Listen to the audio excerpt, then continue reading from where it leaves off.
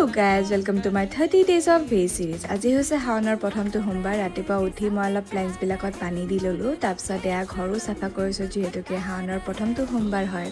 তাৰপিছত গা পা ধুই আজৰি হৈ মই কুৰ্তি এটা উলাই লৈছো তাৰপিছত এতিয়া মই মন্দিৰ যাবলৈ ওলাম মন্দিৰ যাবলৈ ৰেডি হৈ গলো মই ধূপ চাকিও জ্বলাই ললো ৰুমতে তাৰপিছত এয়া মই মন্দিৰলৈ আহিছো মই নৱগ্ৰহ মন্দিৰলৈ আহিছো মন্দিৰত আহি মই ভালকে সেৱা কৰি ললো মানুহৰ বহুত ভিৰ আছিল যেহেতুকে শাওনৰ সোমবাৰ হয় আৰু বহুত টাইম ৰখিবলগীয়া হলেও ধুনীয়াকৈ মই সেৱা কৰিব পালো হেয়াই ভাল লাগিছে